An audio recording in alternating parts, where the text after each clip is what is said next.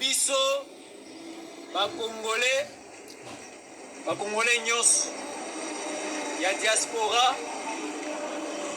na diaspora katangese bino nyonso lelo tolingi toloba mpona kosadrese na monsieur Jean-Marc Kabunda wa Kabundi na monsieur Augustin Kabuya ba responsable ya IDPS tolingi koyebisa bino boye to supporter mingi na mboka oyo eloko liboso bopesa Joseph Kabila kombo ya Hippolyte Kanambe kombo wana eutaka na bino tofanda kimia tofinga Joseph Kabila butu pe moi toloba eloko moko te mais Joseph Kabila il a les mêmes droits comme tout autre Congolais.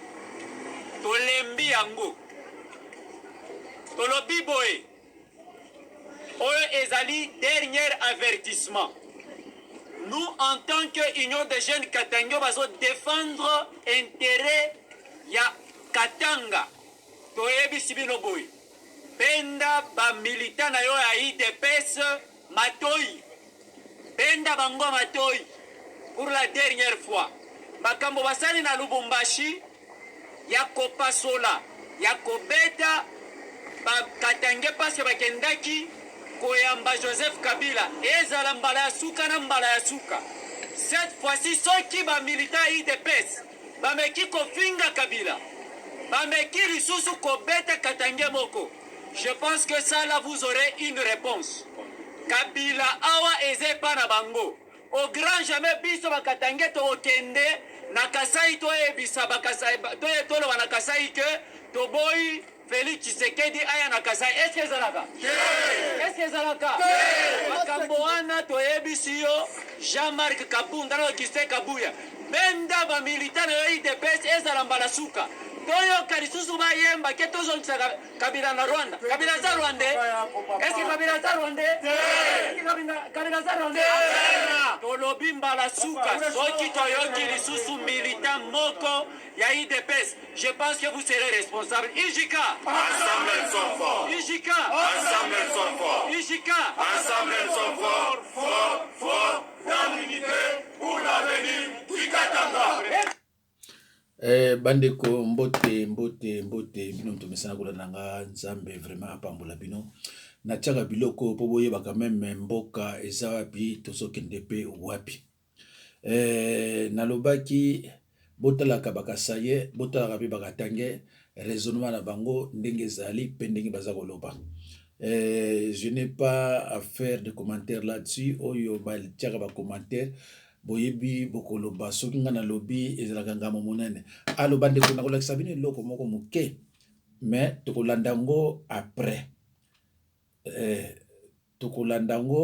boyoka moke kaka boyoka. Mais jamais de la vie. Pourquoi une haine comme ça? Et en plus, ce qui est pire, c'est la haine raciale que vous avez contre les Baluba. Qu'est-ce que le Voilà bandeko mutu oyo bokolanda nakotiela bino yango ba vérité kwebe kipele alobaki epesi bato babotama na lokuta epesi bango moité ye alobi vous aurez des problèmes avec les Congolais et les Baluba en particulier kwebe kipele aza Congo ngape pasteur à Congo na préféré na répondre ye mais bokotala yango ndenge toko komeka ko analyser ba propos na ye ti lelo ayebaka te nani mutaza président toko sala tout to faire voir ye pe ayeba à partir ya lelo président oyo peuple ya Congo avotaki ezali nani toyoka sota toyo bona nezo to ina ya bangala na baswahili elengi mama tuna nini tala sipo bona ne baluba soni mawa tiri bobo soto nzala masangu mati epeima mama na ngaye oni to mona makambo eza soni aba soni na bangala buzunga bozo boyeto to ko te ba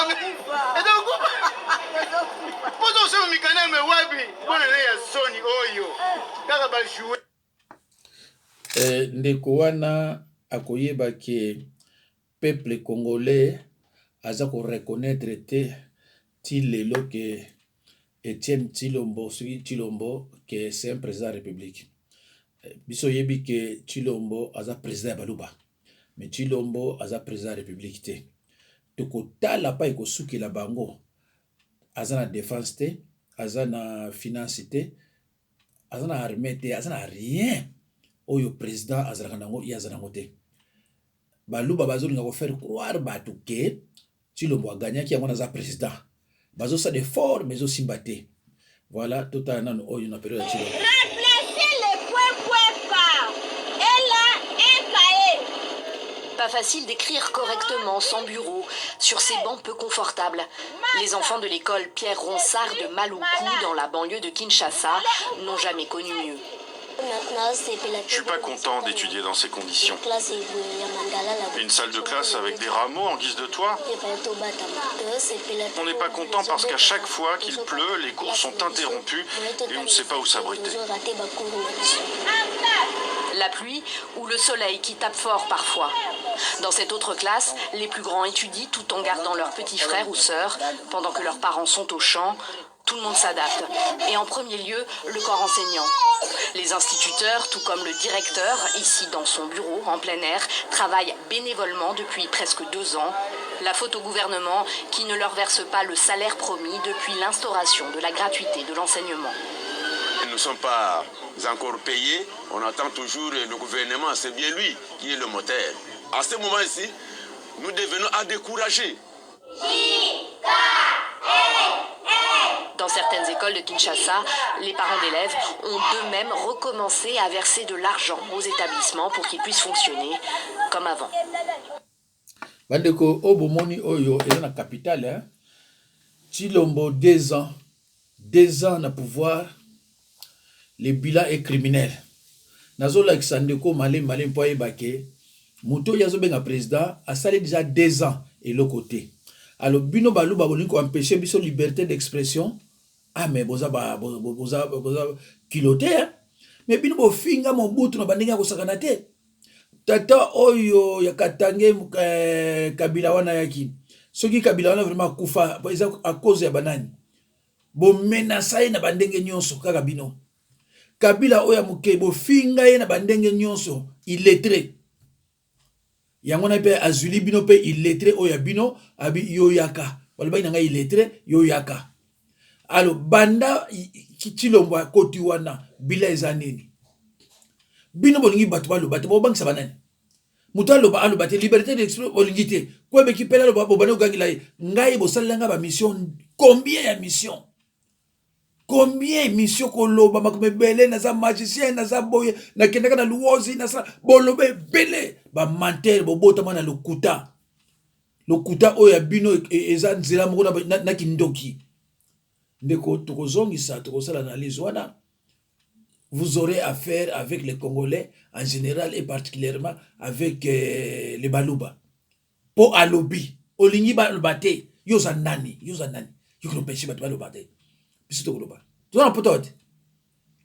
Biso na bino na poto bo bangisa na. Bato balo bate. Ndeko na banzi oyebi tene nani mta président hein? Mais ndeko na ngai okoyeba président so nani. Voilà. Pona bilo mususu nazomona yango te mais esengeli na tia déjà sikoyo na bandi botana likamo bandeko na ngai wana nani un violeur avec toutes les preuves irréfutables. Il a violé chez lui, il a violé dans la voiture, viol à main armée. Tala sikoyo il faut mo konzina bango ya baluba afukama pour ya salaye imposition de main n'importe quoi avec ba péché yo yazanango. En plus, c'est un sataniste. Hein? Un sataniste, ça imposition de main et pas ya Mouto Bambazo Benga, président de la République. Ndeko nangai, soko gagna kite, hein? Obando kende pas n'importe qui. Partout, obando kende kenokaka. Voilà. na banzi eza ngai te mutu nakangi photo wana batindela ye ngai yango voilà voilà, avec un cabinet composé à 89% de gens du même espace linguistique, dont 60% ont des liens de sang direct, dans un pays composé de plus de 450 ethnies, Félix Antoine confirme qu'il est le président le plus tribaliste non seulement de la RDC, mais du monde. Il nomme François Beya Kassongo, conseiller du président de la République en matière de sécurité. Il fait de son ami personnel originaire du même village que lui, Sylvain Kabongo, secrétaire particulier. Cet homme, connu sous son vrai nom Topin Mokangeshaï, est un complice de longue date du président de la RDC. Avec lui, ils ont été impliqués dans les années 90 et début 2000 dans des dossiers judiciaires en Belgique. C'est ainsi que, pour fuir la justice européenne, Topin Kabongo s'était réfugié au Canada où il vivait de l'aide sociale jusqu'à la nomination de M. Félix Antoine à la tête de la RDC. Topin Kabongo fait nommer ses deux frères, M. Jean-Claude Kabongo et M. Badibanga Kabongo, respectivement conseiller spécial en matière d'investissement et conseiller spécial en matière de lutte contre la pauvreté. M. Vitier Dzimanga est un autre louba de l'entourage bruxellois de Félix Dzilombo, connu pour la contrebande, falsification et contrefaçon, et nommé conseiller spécial en charge des questions stratégiques, avec sa cousine, Madame Bestine Kazadi nommée conseiller spécial en matière de coopération et d'intégration régionale. La liste est loin de s'arrêter là. Félix Dzilombo nomme son oncle, connu sous le nom d'Abeteo Dzilomba, comme conseiller principal au Collège Culture, Arts et Questions Religieuses. Ses cousins Jean-Paul Moulamba, Paul Mundela, Gilbert Mundela Dzimanga, de triste mémoire, et Michel Moulamba, vont occuper les postes d'assistant logistique, d'assistant personnel. Revenons sur Gilbert Mundela Dzimanga, décédé mystérieusement en janvier 2020 à Nairobi, au Kenya, pendant qu'il était en mission officielle de son patron. Les manifestes de l'aéroport de Nairobi révèlent que depuis mars 2019, M. Gilbert faisait de navettes chaque week-end en jet privé en train Gili et Jomo Kenyatta avec des malles pleins de devises étrangers pour le déposer dans les comptes ouverts à Nairobi par le nouveau homme fort de la RDC, en complicité avec les autorités kenyanes, qui se réclament être parmi les parrains du pouvoir de Félix. Dans le milieu d'affaires et politique, on raconte qu'avec la mort suspecte de Gilbert, le président congolais a perdu des millions de dollars dissipés dans des comptes, dont Gilbert seul connaissait le secret et était le seul légalement à avoir accès. On raconte même que sa mort, et liée à cette volonté de soustraire Félix, a accédé son butin caché au Kenya. Et depuis, le président de la RDC n'a plus de bonnes relations personnelles avec les autorités kenyanes. Revenons à notre chronique du tribalisme à la tête de la RDC. D'autres proches loupas de l'ethnie du président congolais occupent des postes tout autant stratégiques que lucratifs. Alexandre Kayebé sera nommé conseiller spécial en matière d'infrastructure. Roger Kamba va laisser sa pratique médicale en pédiatrie au Canada pour devenir conseiller spécial en charge de couverture des maladies universelles. Monsieur Marcel Kalobidzi Mankanda deviendra conseiller principal au Collège des relations avec les institutions, services et organismes publics. Le sulfureux Marcelin Bilomba est nommé conseiller principal au Collège économie et finances. Le cousin de Félix Ambroise Kazambou Mokinei est porté à la tête du déconseiller en charge de planification, agriculture, pêche et élevage. Le collège infrastructure sera confié à David Mukeba Kalangé. Madame Kalilouda prendra le collège urbanisme et environnement. Le président congolais ne s'arrête pas là. Décidément, il veut donner une santé financière à sa famille biologique aux dépens des finances de la République. Il fait de Patrick Poyivu Abeya et de Nicolas Kazadi ses ambassadeurs itinérants. Il va chercher son gourou Yazuki Tanguay et fait de lui haut représentant et envoyé spécial et place José Kazadimbouyi comme un de ses représentants personnels, alors que Rémi Kankou devient son envoyé spécial, M. Alain Tatibilolo son intendant, M. Jacques Ilonga Mouila, décédé, Clarisse Kankou, Gabin Kalambayi Kapena, M. Francis Kayebé et son cousin Taylor Lubanga deviennent tous ses chargés de mission. Ses cousines Clémentine Zibola et Madame Bibiche Kabegele deviennent respectivement secrétaires administratifs et chargés des relations publiques. Sans oublier Jean-Claude Bucassa nommé assistant du conseiller spécial du chef de l'État en matière de sécurité, M. Freddy Kangoudia, chef du protocole adjoint, Abraham Levakabwanga, directeur de la presse présidentielle, François Miamba, coordonnateur national du conseil présidentiel de veille stratégique, son frère Claude Zizekli, coach sportif personnel du chef de l'État, son oncle, Monseigneur Mulomba, décédé, chef de la maison civile du président. La liste n'est pas exhaustive, car il suffit de gratter la composition des cabinets de chaque conseiller cité ci-dessus pour constater que la quasi-totalité de ces cabinets sont composés des membres de famille de ces conseillers, tous louba, comme le chef de l'État congolais, Antoine Félix Dzilombo. Ni le parti politique de ce président, ni les ministres qu'il a placés au sein du gouvernement de la coalition ne font la différence. L'épisode suivant de cette enquête se concentrera sur la stratégie de bouc émissaire mise en place par ce président pour rejeter l'accusation du tribalisme sur ses adversaires et opposants politiques, afin de cacher ses propres forfaits. Alors,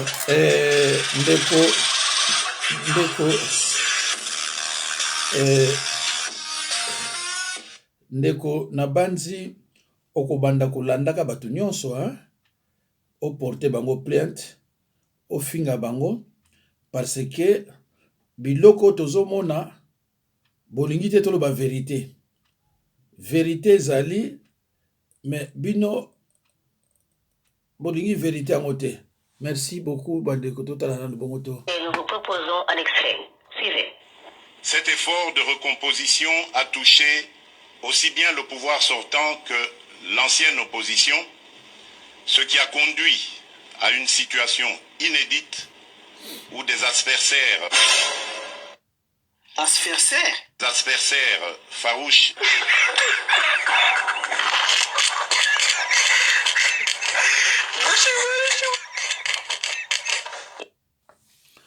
likambo te nazoluka eloko moko awa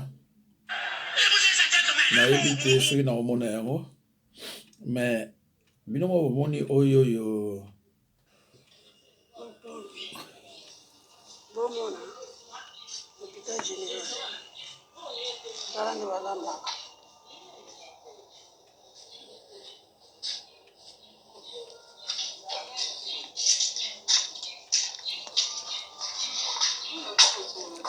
wana bazolakisa bino hôpital mama ye moi amotika bino abelokoleki bisoto kwa hôpital général tala toilette awa tala toilette to batasokolaka eza te tala kote tofandi bato bazosoboka basalite kaka awa seigneur jésus osika nde bato baza coronavirus te coronavirus ezolanda nango biso mpo tala kaka mamona si wana eza robinet batokaka mai tala mpasi azotoka mai mawa nalaka papa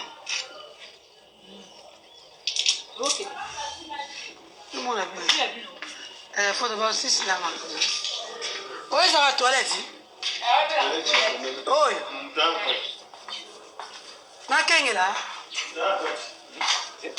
ngo toilette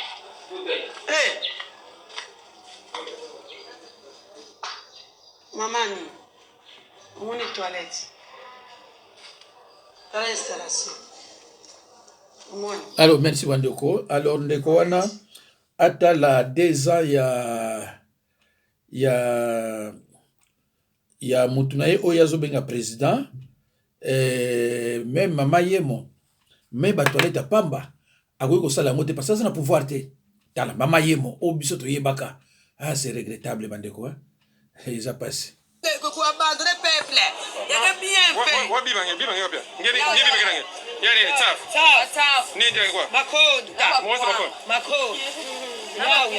Makwanga yawe bima ke bula makwanga yawe pele sa benzila yibi mama kabika ala bima musa kwanga ya loza lobe yawe loza lobe ya unwani yauka pra ko bele pe namosa awana tuchela twasa na chela pembele to ku regrete sana bafu bamekanga makutu twasa desa nele pleke kwa na bata kwa na mamvuli papa na bima bao samala kusukira kasema sufi mutasa bila ngana bisema tekenge na mweshe yame kuma turasa nyoso condition de route nao bakafumwa ngo ni bana kusala bayake bakanjila ngwe baruti banana ke bakanjila ngo banana ngo kesala bango betu musekeri tubone kwenza njini zifu amali manga masa kushika ditombe kadi karan manga mama na duksa 40 kadi ditombe didula ban bapilia mo babo ditombe 30 km bandiati nile mibengo abalembu yiza ngutu kule ngobe babisa sasa zinjini babisule kwa basi ntulu kadi makedi ala vote lo vote kidi kadi mfunu mu vote kwandi betu simono kubako kadi ditombe mumalo tumalo vote makama longezo sala tela kadi kamnyo mazoni batambula kana 20 km di awa na makulu kamnyo charge mwana tabawu ba village pe bazosala bo ndeko yango nomoni baluba batondi na bakongo mpona kolia tozana problème bantsafu awa na poto omona tiela bantsafu ebele route ezate yano moni baluba batika mbujimai nakananga bakina kotonda kuna na bakongo pona kolia biso banda après 65 tozana pouvoir te mais na bakongo tozo kolia donc mutu nyonso mukongo na mboka ndezo kolia parce que ayebi musala maboko mais muluba aza peuple paresseux na mbujimai bilanga boneza kuna olingi baloba te na mbujimai bilanga boneza kuna mapa boliaka na mbujimai utaka wapi mais ça m'a mingi d'autant parce que la vérité les autres allez avoir ville ou ya salité dans la moni ba wesa mama yemo comparable na ba wesa na mbujimai et presque ça ndenge moko ema ouais bongo yo zui chance parce que ce qu'on fait dans la mbujimai de okufa oui le nom en France que moi je suis en France que notre la mbujimai que notre la mboka oyanga zena chilabino biloko ya ndeko yango omoni na chela za musika yakini mais tala bantsafu tala biloko akulia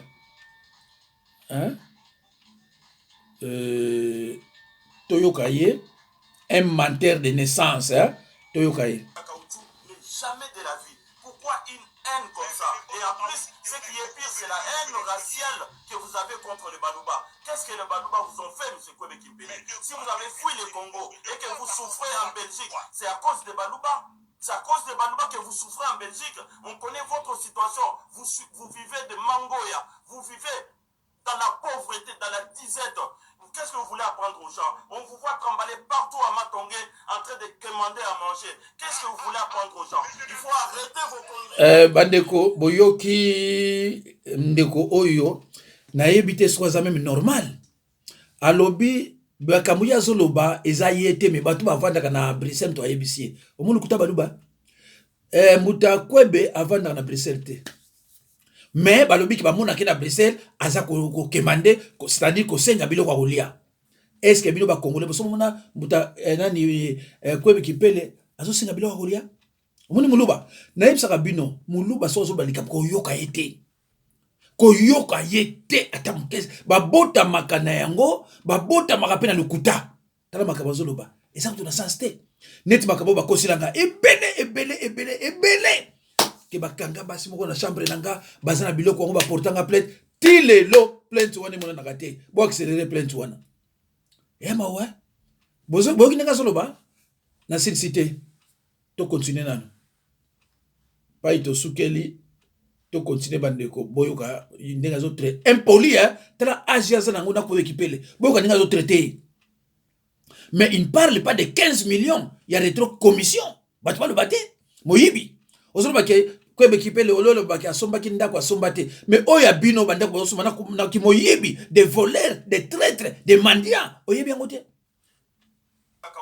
mais jamais de la vie. Pourquoi une haine comme ça? Et en plus, ce qui est pire, c'est la haine raciale que vous avez contre les Balouba. Qu'est-ce que les Balouba vous ont fait, M. Kwebe Kimpele? Mais vous êtes des traîtres. Oui, le Congo, et que vous souffrez en Belgique, c'est à cause des Balouba. C'est à cause des Balouba que vous souffrez en Belgique. On connaît votre situation. Mais qui t'a dit qu'il souffre? Qui t'a dit qu'il souffre? Ah, Moulouba Moutouté. Moulouba sa Moutouté. Azana retraite na ye afandi. Yobi retraite ita na poto. Osala na mbongo kolia bien. Chilombo na yo musanya bana osala. Un acheteur de diplôme. Kwebe Kipele asomba diplôme te. Mais il faut que tu aies un moutouro peut-être aux oebaté. Les Congolais, Congolais, reconnaître Chilombote comme président de la République. Que c'est quelqu'un qui a triché, c'est un menteur, c'est un traître, c'est un acheteur de diplôme. Yo pe licence oya yo wana osomba ki yango pe kaka ndenge baninga no basomba kango. Et maintenant qu'est-ce que tu fais dans ta vie? C'est ça qui lo ni. Impoli. Mukolo osoko traiter les camarades na yo. Que no bon kasai. Toyokai. Vous vivez dans la pauvreté, dans la disette. Qu'est-ce que vous voulez apprendre aux gens? On vous voit tramballer partout à Matongé en train de commander à manger. Qu'est-ce que vous voulez apprendre aux gens? Il faut arrêter vos conneries, Kwebe Kimpele. Vous arrêtez tout de suite vos bêtises. Vous arrivez vos bêtises. Vous avez une dent contre les Balouba. Vous nous trouvez aussi. Mais, Ndekonangai, Tolinga Kanabiso Balouba, tout ça la clair. Hein? La dernière fois que j'ai mis les pieds à Matongé il y a 3 ans, je n'habite pas à Bruxelles. Voilà. Vous demandez où pour commander à manger. Ah, mon loup Balukuta. Je vous signale, monsieur, que moi je ne mange même pas la viande, je suis végétalien. Je n'ai pas parlé de la viande. Tu as parlé de quoi? Enfin, monsieur, mais vous ne me connaissez pas. Mais je n'ai même pas besoin de vous connaître. Déjà, vous êtes... Mais alors, vous ne me connaissez pas. Je n'ai pas besoin. J'en ai pas besoin. J'ai pas besoin de vous connaître, M. Kwebekimpede. Vous avez tenu un langage qui ne représente pas votre image. On me voit à Matongé en train de mendier, en train de commander. Je n'habite pas à Matongé, j'ai jamais habité à Bruxelles, j'habite à Paris. Et donc, les gens qui vous voient, ce sont eux qui... Mais comment ça se fait que vous confirmez des choses que vous n'avez pas vues? Ah, mais bato bazandenge.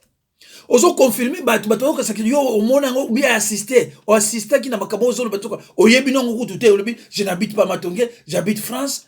Mais qui t'a dit tout ça? Et puis les canaux médias pour confirmer yango que c'est un mendiant. Ah, balu baza batuté ta la bande ko naïb sabino l'air nyonso oyo baza batuté yango wana to koki kolinga bango te eke na RDC Moluba ko lekate Moluba to ko voter te, c'est quelqu'un qui a été nommé par un Rwandais et ça nous regarde pas.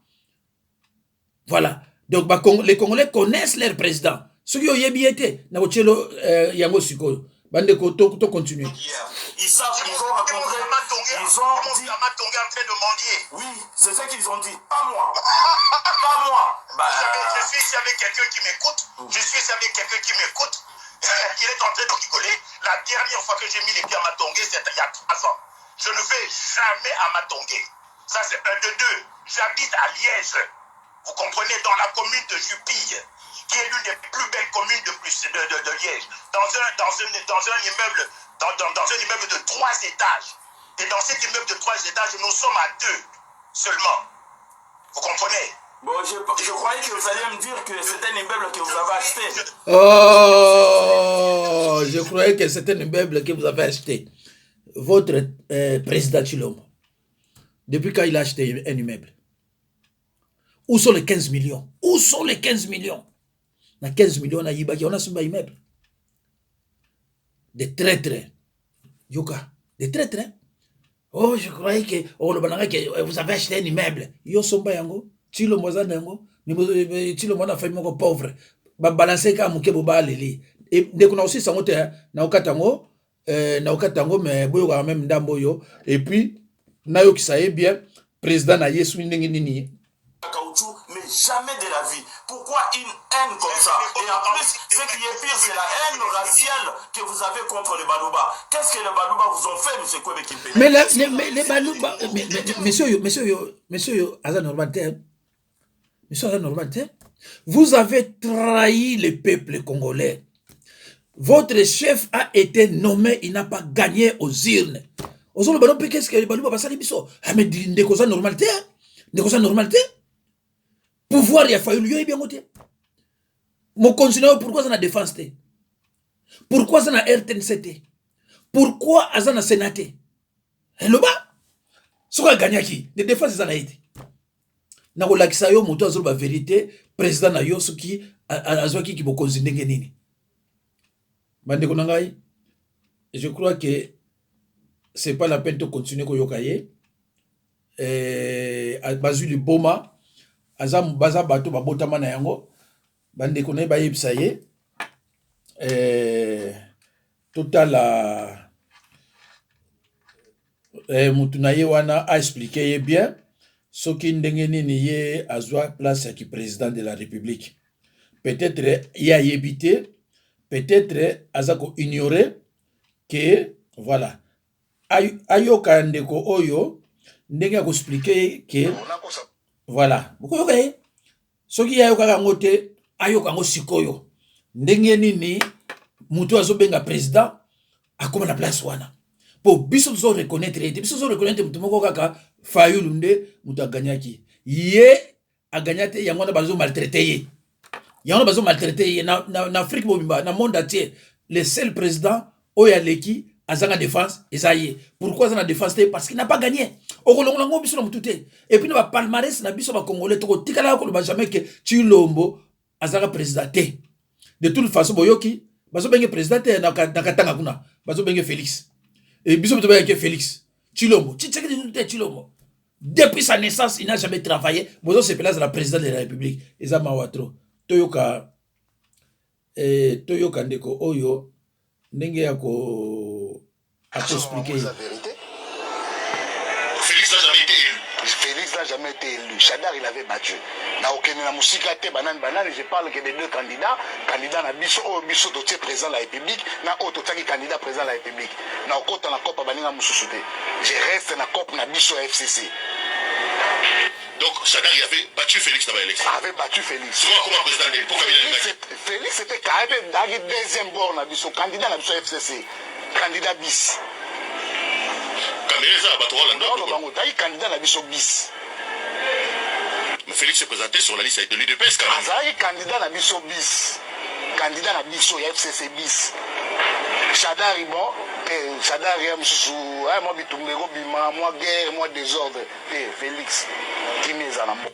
Donc Chadar il avait plus de voix que Félix. Plus de voix que Félix. Et Fayou l'avait.